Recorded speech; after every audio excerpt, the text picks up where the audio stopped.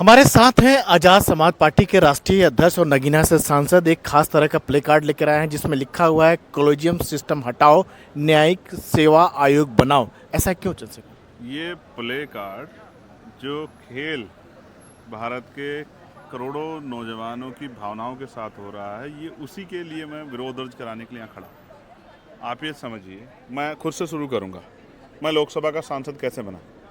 हमारे यहाँ हमने फॉर्म भरा, फिर 8-10 लोग मैदान में आए, फिर एक तरह की परीक्षा हुई, जनता के बीच गए, सबने अपनी अपनी बात रखी, फिर जनता ने समर्थन दिया और मार्क्स कि किसको कितने वोट मिले, इस आधार पे जो जीता, जिसको ज़्यादा मार्क्स मिले वो चयन होकर लोकसभा में आया। अगर ये आधार नहीं होता तो जिसने फॉर्म भरा वो भी आ जाता, अगर परीक्षा आधार नहीं होता। लेकिन हर फील्ड में आप कोई भी फील्ड तय करो, क्लास 1 से लेके क्लास 4 तक की जॉब्स में आप, और कहीं चाहे लोअर जुडिशरी में तय करो, चाहे चपरासी बनना हो उसके लिए भी टेस्ट होता है, फिजिकल एक्टिविटी होती है। लेकिन आपको सुप्रीम कोर्ट का, हाई कोर्ट का जज बनना हो, ऐसा कोई रास्ता आपके पास नहीं है कि आप मेरिट के आधार पे, परीक्षा के आधार पे, संघर्ष के आधार पे या आपके संकल्प के आधार पर बन जाओ। इसके लिए आपको किसी ना किसी जज का भाई भतीजा, बेटा बेटी, बुआ फूफा, जमाई और बहू होना बहुत ज़रूरी है। ऐसा जो है लोगों के मन में शंका, ये लोगों से हमारे पास आता है।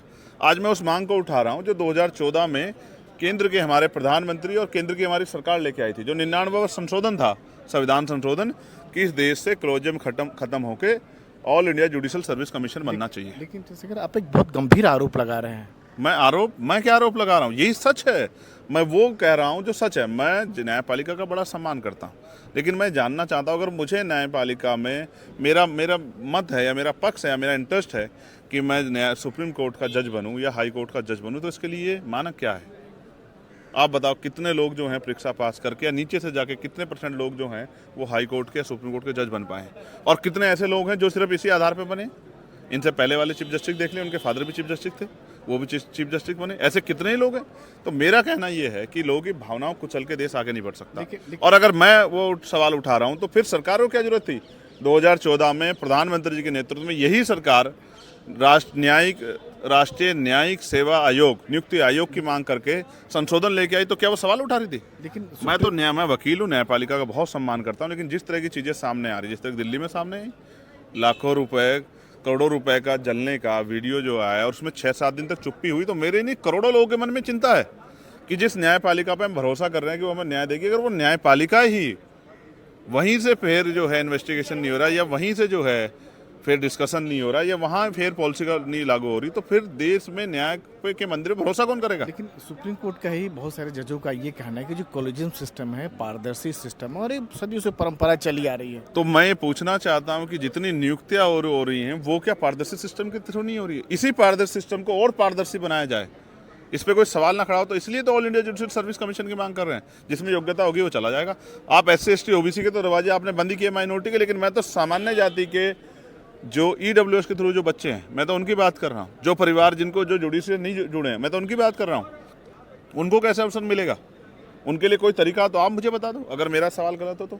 मैं तो सरकार की मांग, मैं जनता की मांग, और मेरे मन में जो पीड़ा है कि all India judicial service commission जब तक नहीं बनेगा तो न्यायपालिका स्वतंत्र नहीं होगी, और न्यायपालिका में नियुक्तियाँ स्वतंत्र नहीं होगी, पारदर्शी नहीं होगी, उस पारदर्शीपन आए, इसलिए तो मैं मांग कर रहा हूँ।